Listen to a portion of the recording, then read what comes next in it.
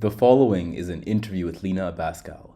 Lena is a writer and filmmaker from Los Angeles. She is also the author of the amazing book Never Be Alone Again, a book detailing the history of Bloghouse in America and abroad. Lena is also the director of the movie Stud Country, now touring select All festivals. right. Hi. Hi, Lena. How's it going? Good. How are you? Your new movie, Stud Country, Country, which you're in town for, is being presented today at the Brooklyn Bowl, and it is about the queer line dancing Yeah, exactly. subculture in LA. Can you tell me a little bit more about this? Yeah. So it's kind of focused on one event, which is called Stud Country. But through the current event, it traces sort of a 50-year lineage of queer country Western line dancing in LA, which is a subculture that, despite being from LA, and I'm like a third generation LA person, I was unaware of. And so I'm hoping to shed light on the community and its lineage. And it's just kind of a comment on the disappearance of community spaces, of queer spaces, and of, found family. And so the event is still happening. Yes. Okay, that's great. Yeah. So Stud Country, the event, it started in LA. It's biweekly in LA. They have once a week at Brooklyn Bowl in New York. So we're just bringing the film here to show it outside of a film festival setting for attendees of the event, kind of like for the community, by the community type situation, in like a more DIY type pop up. What I think is wonderful when I was researching Stud Country and also reading your book, that you seem to have a big interest for these niche or small communities and sort of telling their history. Of course, now it's the line dancing, and in today's conversation, it was the Bloghouse community. This is Never Be Alone Again by Lena Bascal. How Bloghouse United the Internet and the Dance Floor. It is a tremendous history of what some may contentiously call indie sleaze now, which we'll discuss. But to begin, where were you in the Bloghouse days? Yeah. So in the book, I argue for essentially like a 5-year core period around 2006 to 2011. I was born in 1990. So in 2006, I was in high school. So for maybe the first half of that core period, I was in high school sneaking around. I was born and raised in LA on the West Side. A lot of these parties were in Hollywood, which is pretty central. So when I could finagle it, I would be able to go. And there was also kind of a lively scene of sort of more DIY and underage events, or like 18 plus or some all ages things. And then in the second half, I was in San Francisco, where I went to SF State, where I studied journalism and was very active in sort of the party club scene there. Amazing. Yeah, you do mention these all ages party as a part of actually the wonderful ecosystem that was, blossoming at the time. For the uninitiated, Yeah. what is/was Bloghouse? Totally. I think it's important to remember, like, most people are the uninitiated, or even if you are familiar, you might be unfamiliar with the term. And I was on the fence about whether I even wanted to use the term in the title, because I think it immediately might isolate people where they're like, well, I don't know what that is. Therefore, I don't care. Unless you're someone like us where that makes us like want to care more, but that's a small amount. So Bloghouse is a like posthumously coined name for a musical genre and movement that was in the mid 2000s, like I said, around 2006 to 2011, which was dance music, though there was some pop and rap and rock, but all kind of electronically produced. But it's called Bloghouse because the core similarity between the music and the artists is that they all became popular through a network of independent music blogs, which, everyone knows what a blog is, but our version of a blog today has a very different, I don't know, impact than at this time. This was before, mainstream digital media and the influencer culture. And so there were a lot of people like myself, just like as a teenager, sort of advocating for independent music on a series of like unmonetized blogs that were distributing music for free, again, before streaming services like Spotify and Apple Music. It was this really fun kind of punk internet movement. One of the things that is very, very interesting to me about Bloghouse is that it is not necessarily a defining characteristic of the sound, but more of its mode of distribution. Yeah, which is pretty unusual. When I was writing the book, I was thinking about other movements that perhaps had the same sort of um, like they were coined, a name that was coined for the same reason. And the closest thing I got was SoundCloud rap, but even by its name, it's not that, because it is all like a form of hip hop, and it was becoming popular on one network, SoundCloud. But I haven't really been able to find anything else like it. And I guess because this mode of distribution doesn't exist anymore, I guess maybe you could say like mixtape, but again, that was all sort of hip hop. Whereas this, like I said, it's like rock, some pop, and a lot of electronic music with no lyrics at all. Yeah, I mean the it's funny because I don't know if you saw the news, but I think Pitchfork's music festival in Chicago is Yeah. we got the news yesterday that it was ending. Mhm. And I was thinking, looking at the news, like, wait, this is like it feels like very germane to our conversation because there was this new wave of music blogs at the time, Yeah. Pitchfork being one of them that sort of end up being very, very large, that were promoting this music, putting the MP3s, as you mentioned, for free download. What was your like motivation to write this book on Bloghouse? And were you also a blogger at the time? Yeah. So I had a blog. My like Instagram handle, which is Lena Loves It, is from the name of my like teenage blog, where like once a week I would pick like a love thing I loved, which would be a song. So I was doing that. Just I always wanted to be a writer, and it was just very easy, like free to start type of thing you could do on your parents' computer. And then a little bit later, I was contributing to other blogs, but again, in a very like DIY type of situation when I was in college. Kind of trying to hack it to be like, see, journalism department, I am working, like, give me credit for this. But yeah, I was a part of my own blog, other people's blogs, and there would be, we would all link out to each other, and it felt kind of inherently not that competitive, which is kind of wild. But again, it was not monetized, so we are all just sort of promoting each other. I guess the main competition would be like finding something first to put the MP3 out. But yeah. I'm curious about this lack of monetary incentives. How did you what was the motivation then if it was not money, right? It seems maybe a little foreign to people now who are like, Sure. you got to put a bunch of ads now and Yeah. you're doing SEO and all that stuff. So at the time, what was the motivation to run that blog for absolutely no money? Well, for me, it was for fun. Um, because I think in this era, we had very little examples of like the every person monetizing internet use and work, that I don't think I was looking like, well, so and so is making a bunch of money and I'm a loser and I'm making none. It was just like, well, nobody's making any except for these like tech people, and I don't have that skill, so forget it. Like I worked at a retail store. I was young. I had very low overhead. I wasn't concerned. A couple of times, actually, Scion, the car company, would come along and give a blog like $500 to like sponsor some posts, and that was like very, very early versions of mainstream like content partnerships. But they were, of all of the brands, Red Bull a bit later and Scion were kind of early adopters to this scene, and I think that they were onto something. I mean, makes a lot of sense. Yeah. Your book delves into how Bloghouse connected internet culture with the blogs, with the MP3s and the dance floor. Um, to bring now this very contentious topic, how do you see the movement compared to what we are now calling indie sleaze? So, of course, I could never have predicted this. When writing a book, excuse me, as you know, it takes a very long time. The state of the world when you begin versus when it comes out can be like a 180. So, I was grateful that when this came out, which is almost about 3 years ago, December 2021, it was almost timed perfectly with the emergence of this new term, which I believe came out from TikTok. I think old loser in Brooklyn. Yeah. Shout out. Coined this term indie sleaze, which is sort of a new phrase for a very similar type of music, though I think it leans a little bit more on the meet me in the bathroom rock and roll vibe, but for more or less, it's kind of all lumped into the same thing. In terms of the differences, I mean, it's the idea of uniting the internet and the dance floor at the time of this felt radical because they felt very disparate. And the internet felt much smaller in terms of people that were like very actively on it. Like I would go to these parties and see the same 150 people, whether I was in Los Angeles or I managed to go to South by Southwest or I did my internship in New York, and we were all kind of exchanging ideas and we all knew each other from the internet.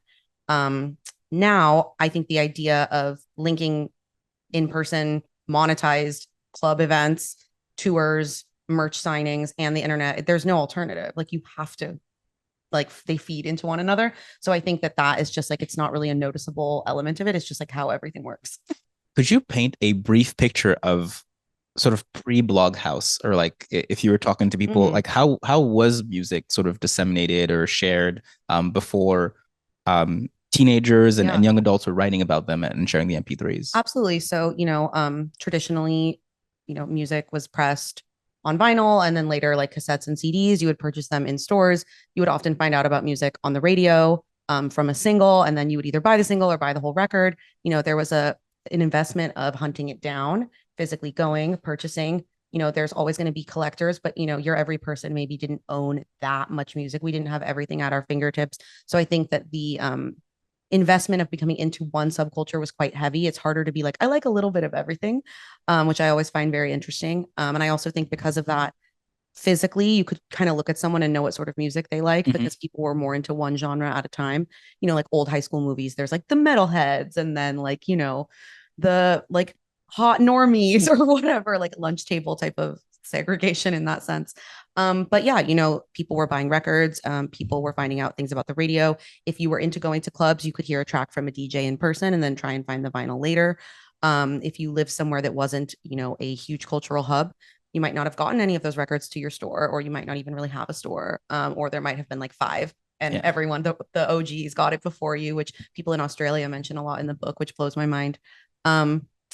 I mean, to some people, this might be like, yeah, obviously I lived through this. And some people might be like, oh, my entry into music was having the accessibility of all recorded music at all time for $12 a month, which is still, about 10 years old, very new. On the flip side, right? That's how how was the dance floor then disseminated? Was it just like, posters on light posts, or like how did people know about the club nights that sort of pre-Bloghouse, pre the internet, making these things a bit more visible? Yeah, totally. So, I think a combination of, advertising in magazines, advertising on the radio.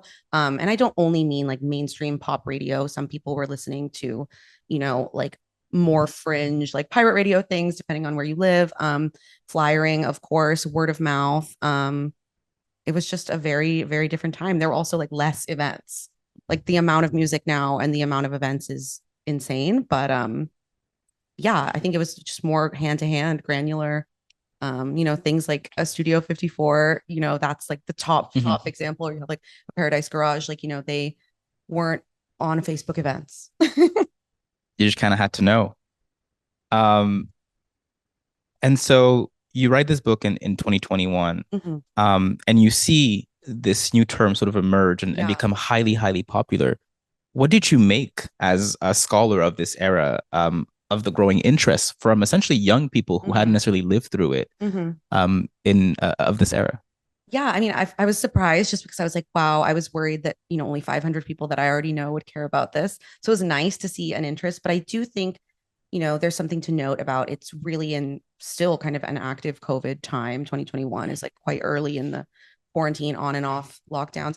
I imagined that it was like a yearning for a time that they are looking back and glamorizing the same way I can look back at, a Studio 54 and be like, I wish I was there, and completely overlook like, how would the AIDS crisis have affected me and my community, and just be thinking like, this is fabulous, this is glamorous, I'm only rose colored glasses.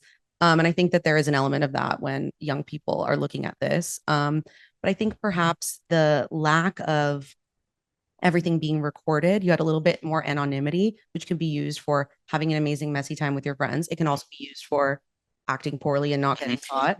Obviously, two sides. But I think, again, they're kind of just thinking about like, oh, me and my friends are acting, we're posing for photos, we're getting ready, we're doing get ready with me. Everything is recorded, everything is monetized, everything is for promotion. And this, like we said, we didn't even know that was an option. So it was kind of just for the love, a bit messier. And I think that sort of return to like a grimier rock aesthetic, and a more carefree club environment is something that I can imagine a 22-year-old that's only been to clubs where every single person has their phone and they're recording them doing choreography could maybe glamorize. Because yeah, there is something nice about just being in the moment.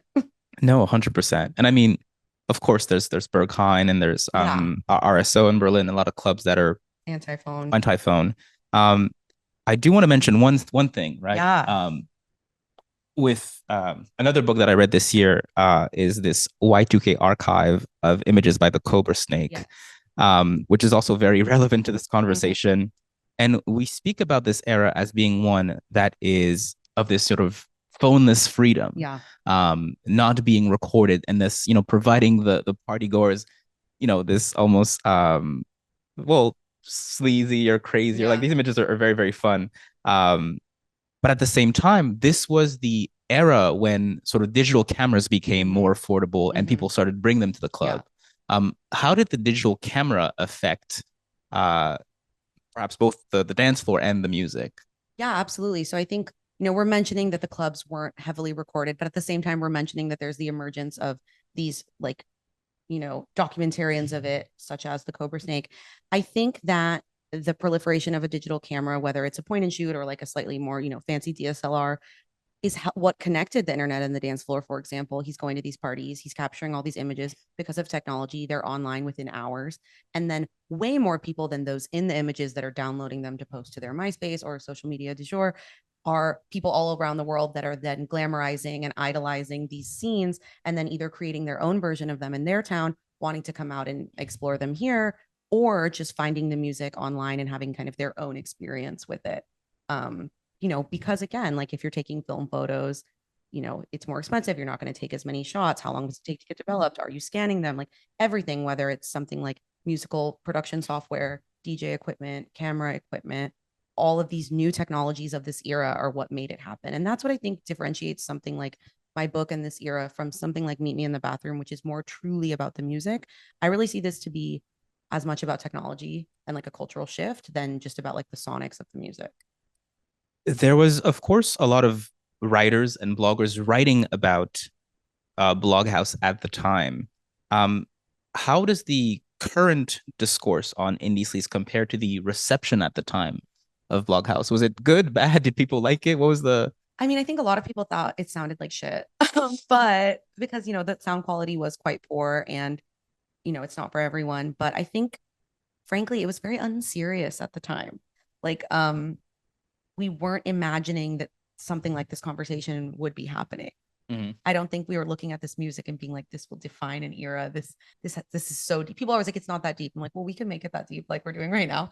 Or you can just brush it off and choose to not make it that deep. I think in terms of like young people's conversations around indie sleaze, the majority of them and the sort of surface level aesthetic driven conversation is kind of similar to the one that was happening at the time. I think that our discussion um, is deeper than the way people were looking at it at the time, definitely, at least the majority of people. And can you expound? I actually I know the answer because it's in the book. Why did the music sound bad? Yeah, so when I say it sounded bad, I mean truly from like a quality perspective. Many of these people were making this music on laptops and they were compressing the files to be small enough to have like a one-click download in a minute for these blogs. And in doing that, the file size is very small, the quality is lower. It creates this sort of crunchy, warbled sound that is like indicative of the era. A lot of these songs were not mixed and mastered professionally because they weren't even really made by professionals. Some of those songs even made it to the radio, but sometimes they would get like finally a little bit of money to get that done. But then, kind of like I talk about in the book, some people ended up sort of creating that sound on purpose to fit in with the scene. But if you go to sort of a Bloghouse revival party or what have you, you see the Dare DJ. Some of these songs he's going to play are going on a professional club speaker. Like they don't sound as good as anything that would be made now. Nothing would be released professionally at the quality that these were because again, they weren't released professionally. They were released on a like young girl's blog. From like an academic standpoint, when I read this reminded me of the idea of the simulacrum from Baudrillard, where on the one hand, like the music sounds a certain way because it's compressed, it's on a blog, it's an MP3 file, right? It's not lossless or whatever. Then it's being played in the club where people are hearing it and they love the crunchy sound, the messiness of the audio file, and then you have people going and trying to recreate that post factum, which I think is a classic sort of postmodern move of trying to um, recreate something with perhaps an understanding of what was happening, but also with just the attempt at making of like a recreating or remaking a vibe through technology. I mean, it's kind of like what the indie sleaze situation is.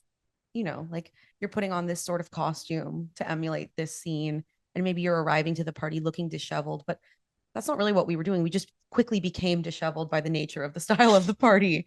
But if you're kind of just instantly trying to go there, it's exactly that.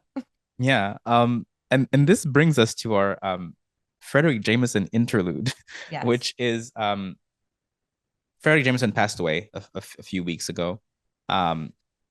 And he's been sort of a very, very influential thinker, at least in my work, and also I think cultural theory at large. And so I thought when I was writing the essay that his ideals were very, very appropriate to discuss, I think, what was happening. The first thing about the essay that I must mention, because I only have 10 minutes of Instagram per day, so I didn't get a chance to fully explain like what my point was. Gold until you get a bunch of comments and you can't answer them because it's like this is another essay. But when I was saying that it did not take place, I was making a reference to a Baudrillard essay called "The Gulf War Did Not Take Place," whereby it is not that the events are not real; it's that the representation is both misrepresented but also misconstrued by the public. And the other piece that was very important to me, I think I mentioned Jameson, is this idea of pastiche, which is imitation with no satire, with no teeth, with no critique. What's interesting to me is that this idea that historicism, right, the cannibalization of styles, I mean, we take styles, replaces history. And so we take an aesthetic, we take a look, and we take it to be history as if it is a true representation of what was happening. And that is really what I was trying to call upon when I said it did not take place. The other part of the essay that's very important for me is the nostalgia mode. It's, Fisher's right here, our inability to escape the restraints of nostalgia.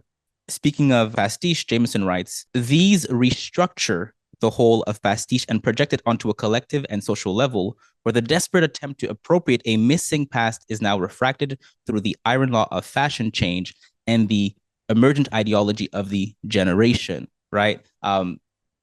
We have a specific generation with specific fashion, and we try to appropriate it again through pastiche with no critical thought as to what was really happening at that time. And that nostalgia mode is not only in indie sleaze. I think, even with our Y2K we had a couple of years ago, and whatever we do next, I think is going to be a misrepresentation, a misconstrual of what actually was happening. These objects and this past, as Jameson writes, is very, very complex. And I think we see this. There is like so many different kinds of music that were happening. Even in the images of Cobra Snake, there are so many different styles of fashion.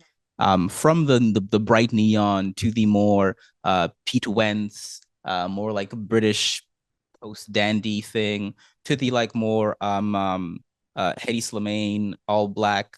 And so there's a variety of styles that then get flattened in this nostalgia mode.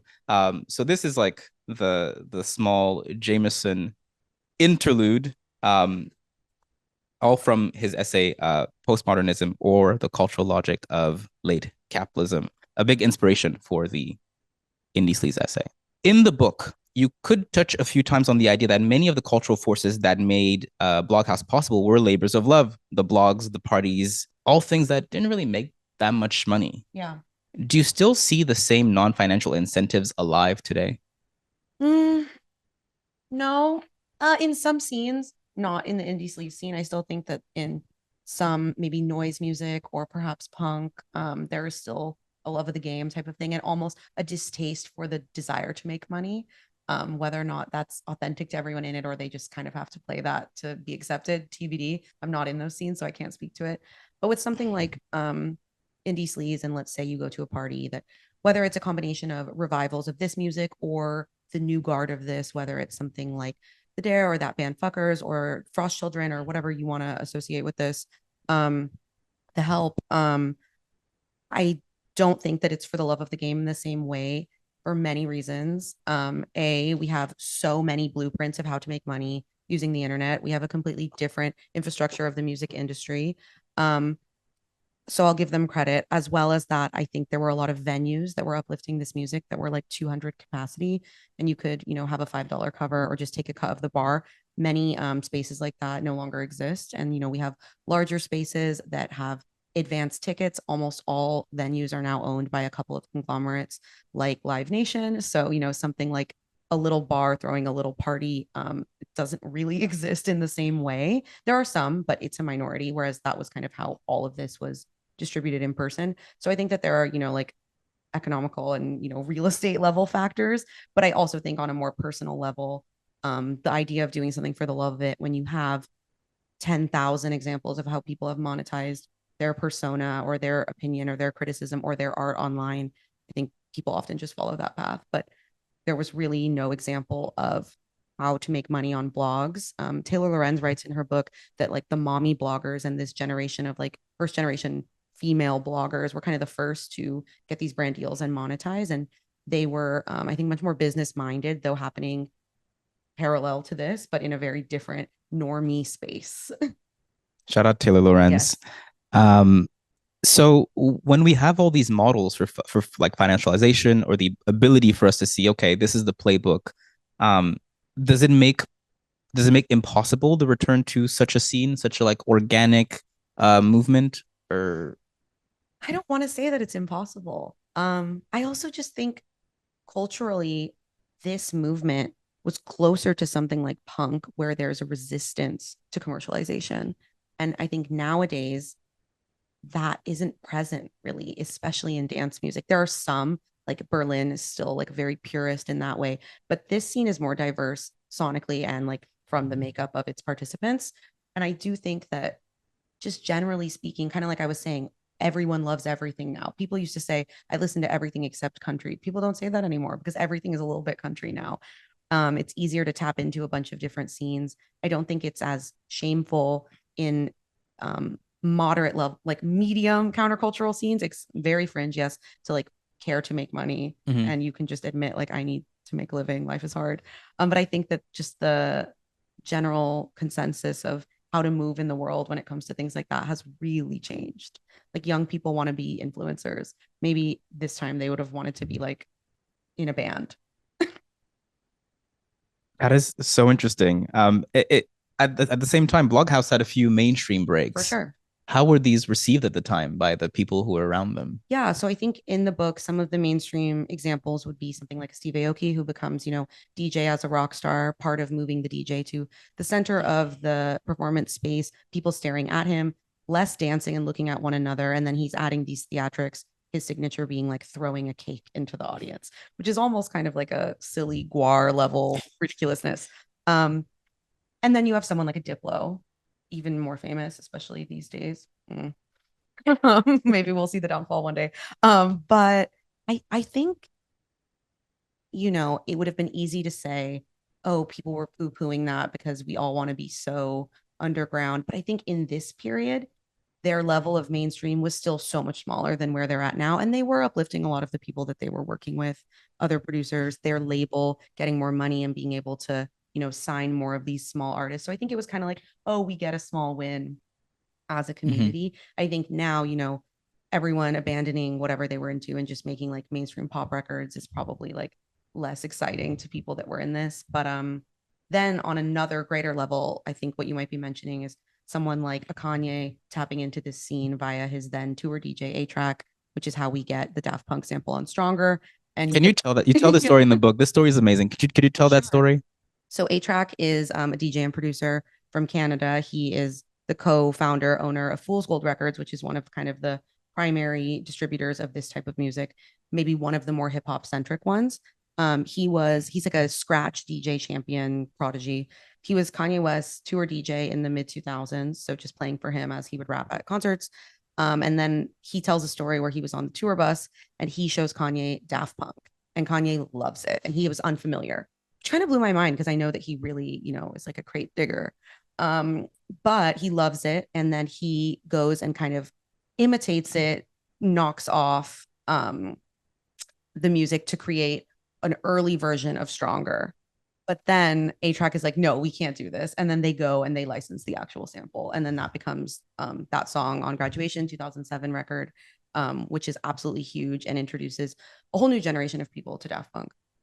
I think about 10 years after Discovery, maybe. Mm-hmm. Yeah. It's one thing that actually struck me. And one of the reasons why when you just see Steve Aoki or Diplo now at the top of festival bills, you think like, big. I did appreciate the fact that they really started from these like super, super small parties. Yeah, it's not. It makes you give them a little bit of grace. Yeah, like the Helltronics, whatever Yeah, party. yeah. That in Philadelphia, not even Yeah. New York, just like small thing that ends up blowing up, and um, it is really like at least beautiful, almost quaint now to hear this because it seems that the conversation has reverted to things like quote unquote industry plants, and no one is really, as my parents would say, eating their crust, like eating their vegetables and Yeah. really growing into this position. You were trying to sort of shortcut and catapult into top of festival bills. Is such a slow, organic, incremental growth still possible, or is it now just like label, let's slot them up, or Kind of like you're mentioning, while the uninitiated might see someone like a Diplo or Steve Aoki as just like the most mainstream festival, kids on drugs like it, palatable sound. Yeah, they really both did come from a punk adjacent, like DIY small parties at bars, paying their dues, eating their crust, as you say. Very slow ascent, like 10 years. And so when they became famous, they were like not that young, even not, 19 or 20, the way someone might be now.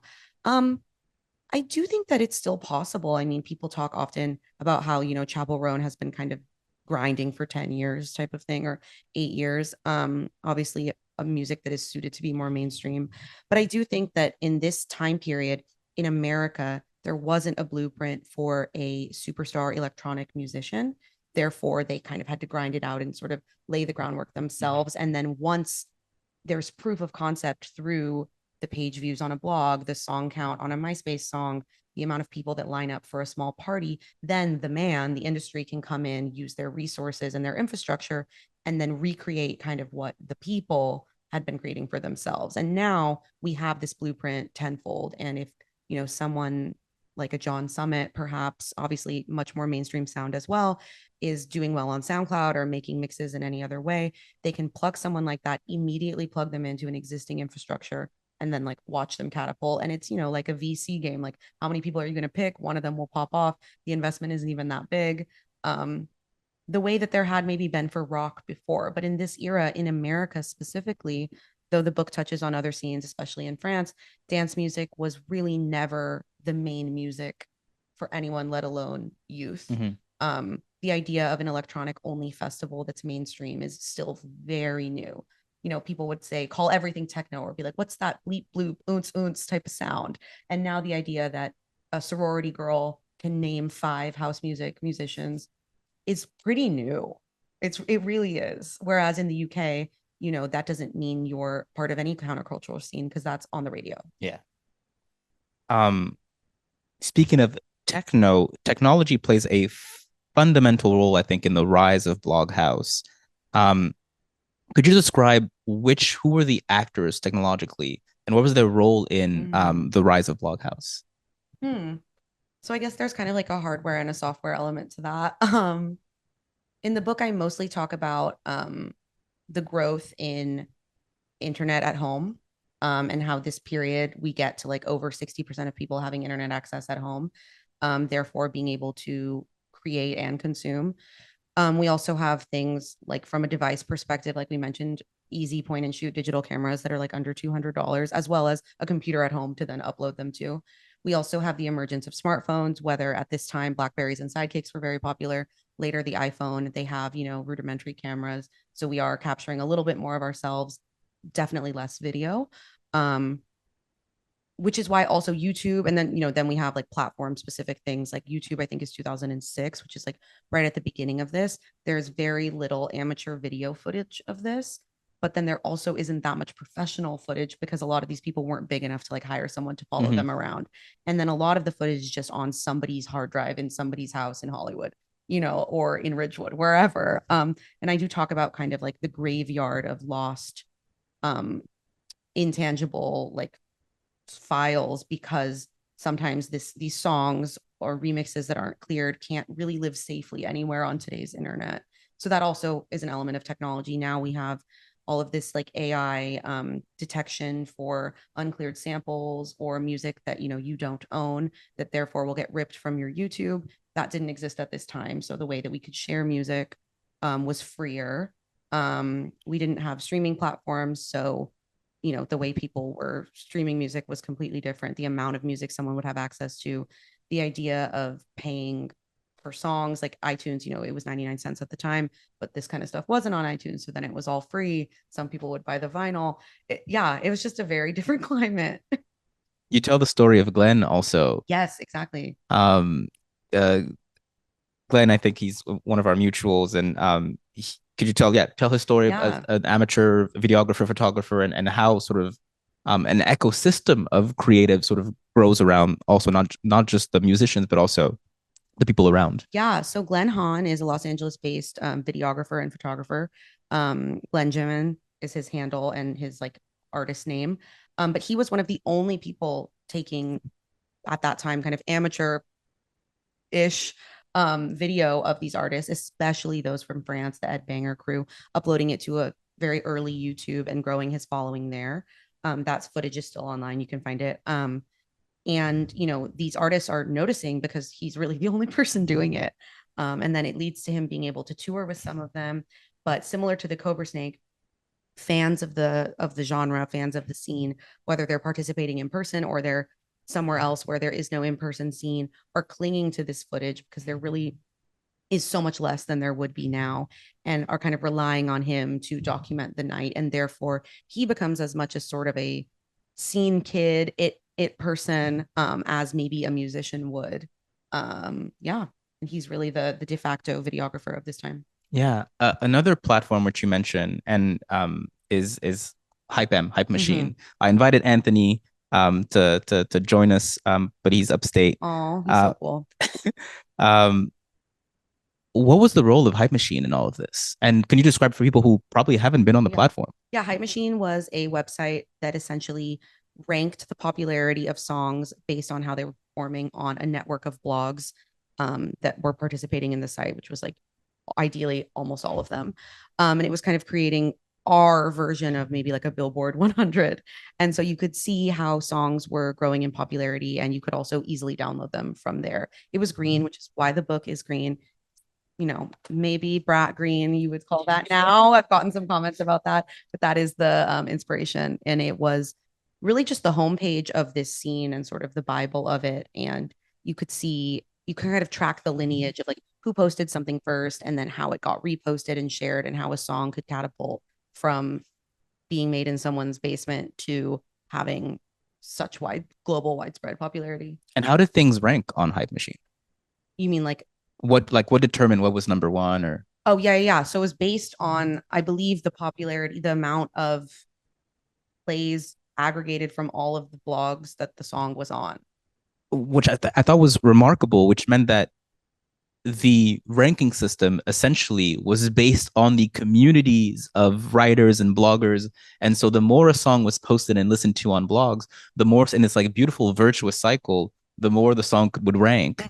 And so this meant that artists, many times were not collaborating, but essentially had an interest in having their songs on blogs and having the song be free specifically so that it could be listened to on the many different small blogs that were cataloging the music of the era. Yeah, they were distributing, in some cases, themselves via email, sending like a Z share or some sort of like easy download link.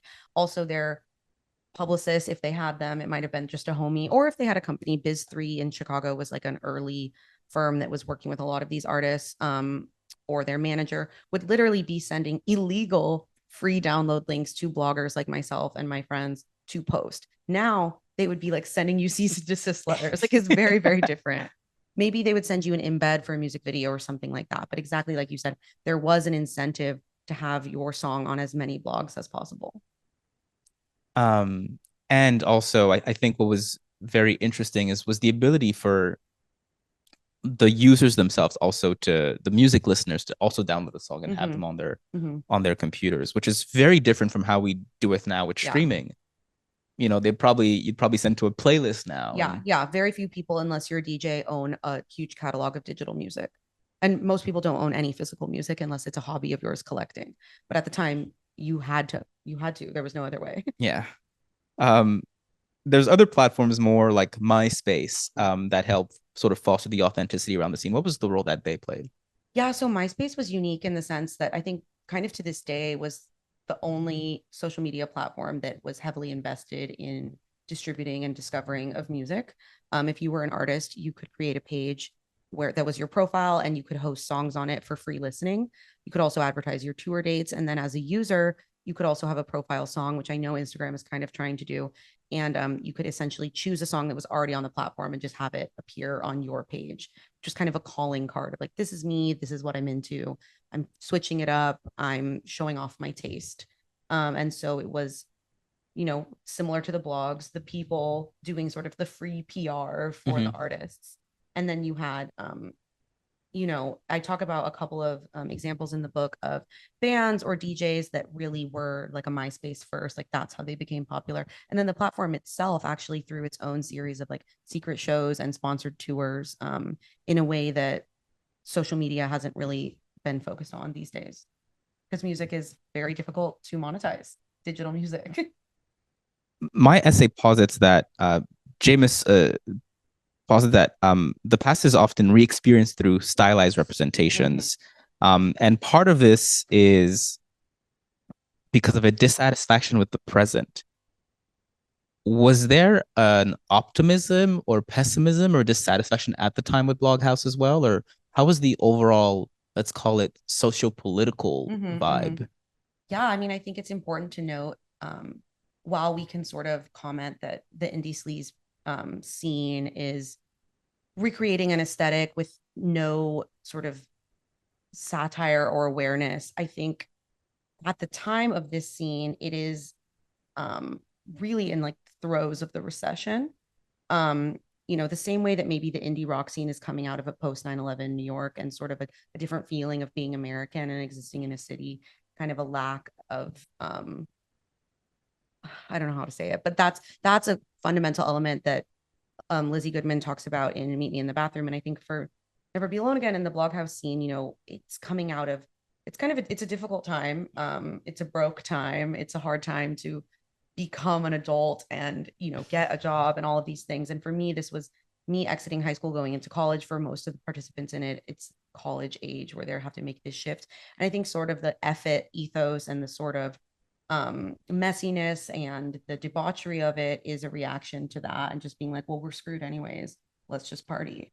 So I think that makes a lot of sense. The stakes felt lower because it felt like there was less opportunity, whereas now maybe people are nervous to act that way because they actually could fumble because there is more opportunity.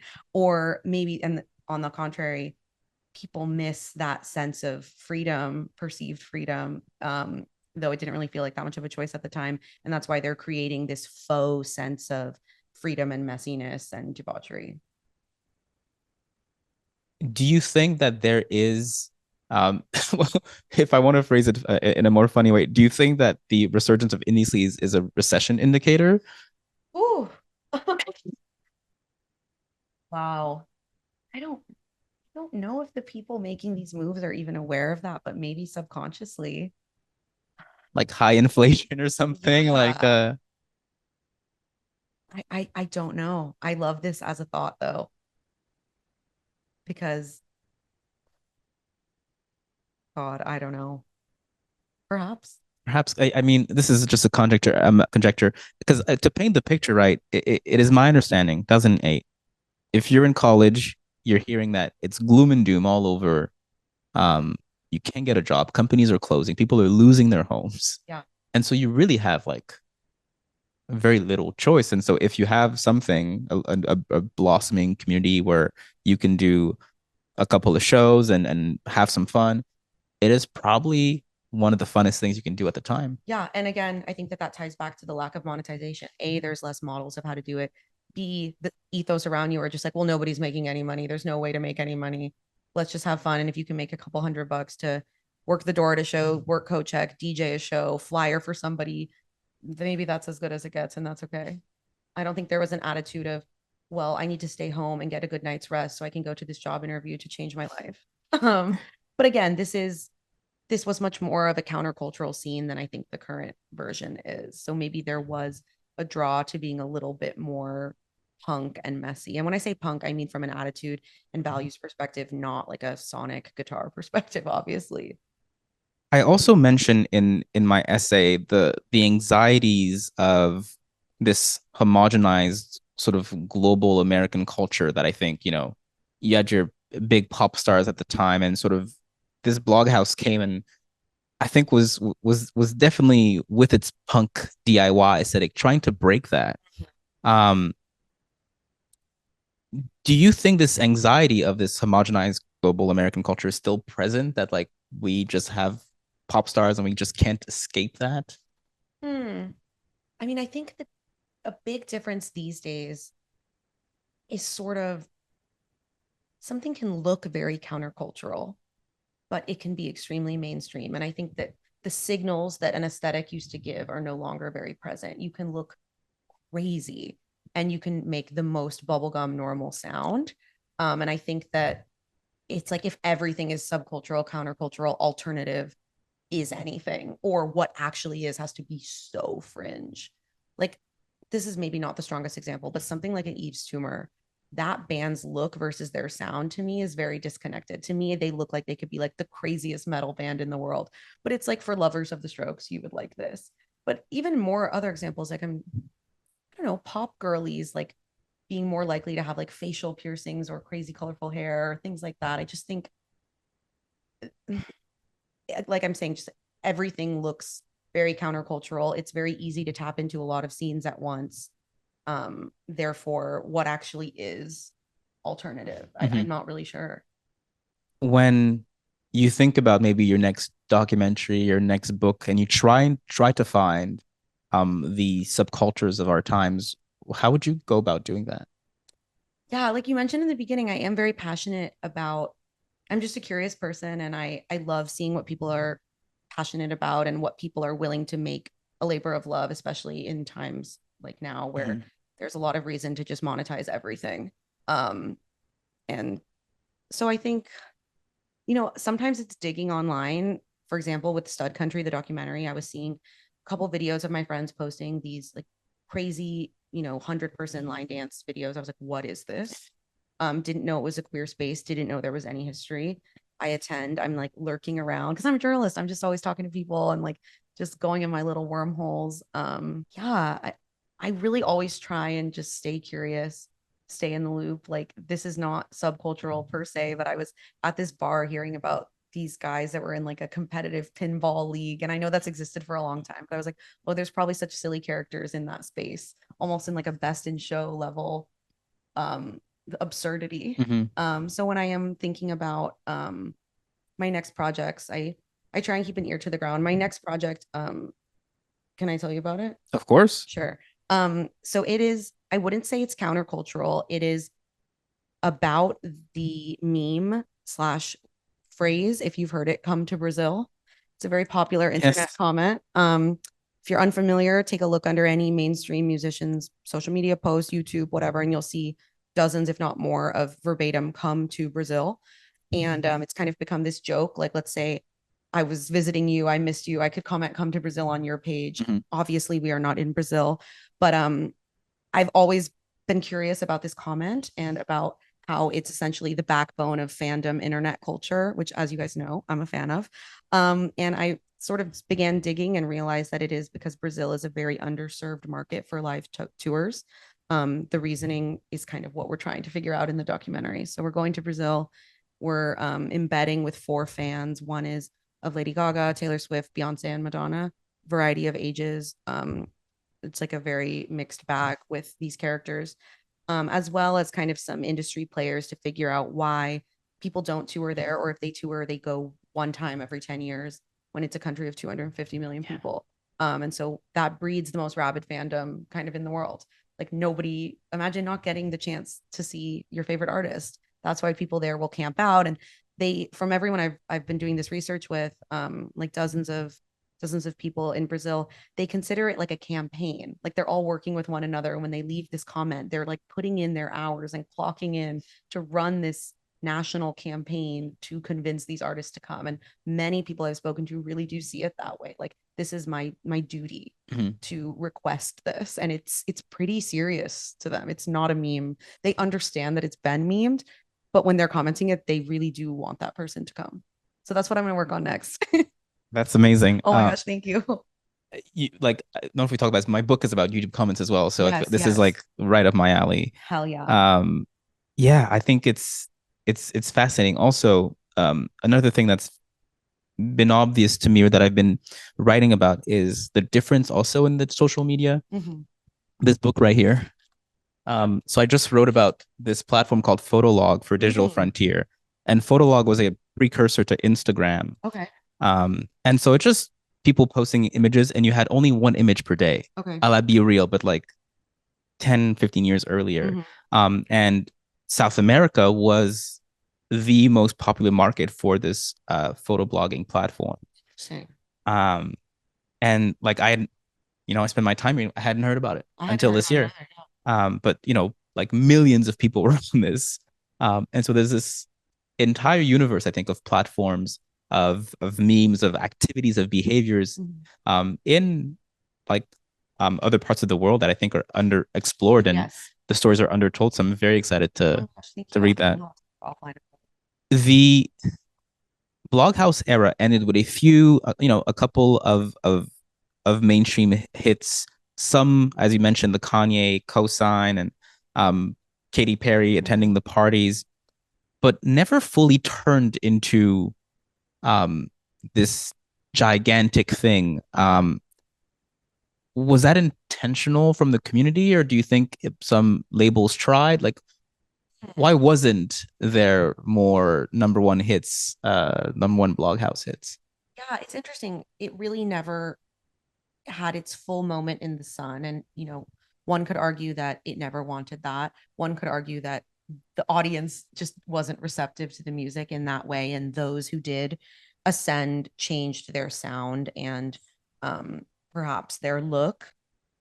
I think it's interesting because I do think at this time, with this little exposure to dance music, let alone alternative dance music in America, it was definitely a less palatable sound, just like objectively.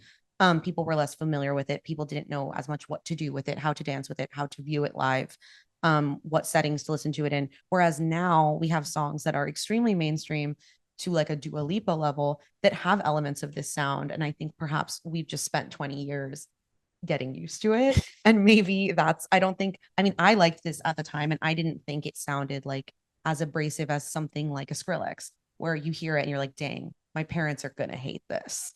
Or something like metal in its infancy. You're like, oh, this is made for young people and everyone else is going to think that it's garbage. To me, this music, most of it is, reminiscent of things like a lot of rock, a lot of disco, things that were very mainstream. So I don't think it's a hard listen. I can't say. Part of me is the infrastructure wasn't ready to uplift it. Part of it was maybe the ethos and the values of its creators weren't super interested in selling out. And then, some people did, or some people kind of just got their style bitten and turned into something else. Or perhaps they had a co-signed by a larger player. For example, Day and Night, Kid Cudi, Crookers remix.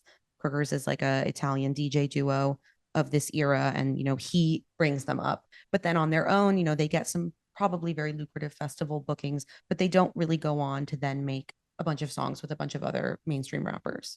I'd be remiss if I didn't ask you for your scene report on the fashion at the time. Oh my gosh. What were you wearing and what were your peers wearing? Yeah, I was definitely a fan of a mix of sort of 80s inspired thrifting and American apparel. Like you mentioned, there were sort of the class of characters of this scene, the Britpop skinny tie suit type of vibe, the maybe more goth post Warp Tour scene, a lot more like heavily tattooed people, I think, of that era. And then there's also the almost more like 70s really long hair Manson girlies look, and then kind of the Jane Fonda 80s aerobics American apparel look. like I mentioned, I was like 17 to 22-ish during this time. Um, so my everyone's resources were pretty low, but I was wearing a lot of stretchy pants, a lot of kind of slouchy boots, ugly headbands. But I also came from sort of like an emo space before that. So I had like very dark hair. Um, what else was I wearing? It was such an ugly time, but I like that because I think, people are less willing to kind of look bad. I mean, I didn't think it was bad at the time. So and you thought that was the shit. I loved it. I thought I was so cool. And I thought the people I would see at these parties were very cool and the people I'd see in these photos. And then I would try and create my own versions of that. But yeah, I mean, I think day to day in college, I was, wearing an American Apparel hoodie with like the white strings, just being like sleepy in class. But then at night, a lot of like shimmery, shiny tube top, stretchy pants, ridiculous Jeffrey Campbell shoes with like the Lita wooden heel. And I worked at a store that sold those, so it was easy for me. A lot of eyeliner. People's faces were different. Getting like work done was not a thing. Like it was just a different. Everything looked different. And I think now there is, this homogenous sort of like face that you see, and it's scary. So that wasn't really a part of it. What else? Really big purses at a club, which is funny to me because it's like very inconvenient. But like, I think we were all kind of referencing like the large, like the Balenciaga city bag and with the tassels, Mary Kate and Ashley type of vibe, and lugging that around. But yeah, at the time, I was not ironically wearing anything. Even when it was references to like a 70s or 80s aesthetic, it was not Not ironic. ironic. No, I was being serious. Like, and then for men, there was, almost like Bape inspired all over print, nylon jackets that had like chain Versace inspired prints, a lot of sneakers, like colorful sneakers, sort of the Jeremy Scott Adidas Yeah. ridiculousness. As a girl, woman, I was really not wearing sneakers. This was still almost a time where some clubs wouldn't let you, which is crazy. I was also wearing a lot of hats. Streetwear was kind of creeping in, and then there were some smaller brands that were releasing electronic music, like a Mishka or something like that. Yeah, it was a really interesting intersection of kind of street hip hop inspired streetwear culture mixed with this sort of camp 80s aesthetic, and then like a hypersexualized American Apparel basics, solid color. Yeah. One thing that is very apparent to me is at the time, the photos and so digital photography, the possibility of posting digital photography rapidly online, and the fact that people who were not at the party could see what was happening at the party was a big part of the virtuous wheel that made this so popular. Mm-hmm. And in many ways, I actually think that the fascination with indie sleaze and with this era is in parts because it sounded very, very cool, but also because we have so many artifacts from that era. Mm-hmm. It would be much harder to do, a full Instagram account on Studio 54 because the images are limited. Yeah, absolutely. Absolutely. And while they're more limited of this than they would be now, perhaps this was one of the first documented in real time eras, and it becomes so cyclical. Nowadays, this was kind of, people were beginning to go out to be photographed. And then you have the emergence of fashion blogs, not even like shop my clothes, just like look at my outfits, and it girl celebrities. And then, something like the misshapes, like you get your photo. There isn't a logo on the photo. People begin to just know where it is just from the look of the wall that you're on. Someone in China will know. And that's new. That's the misshapes party. Yeah. There seemed to have been, a big desire for authenticity at the time, whether it was in the clothes, in the desire to just be raw, be real. Do you think authenticity still matters? Yes. And I think you see from like a pop perspective, so much effort to maintain an authentic persona.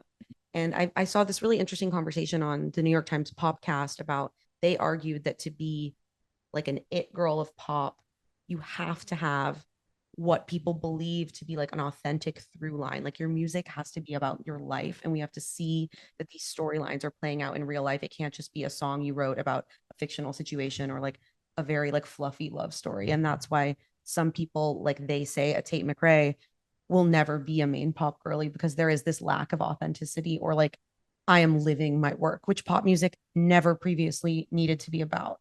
Whether it was like Madonna, Whitney Houston, whoever, like nobody cared.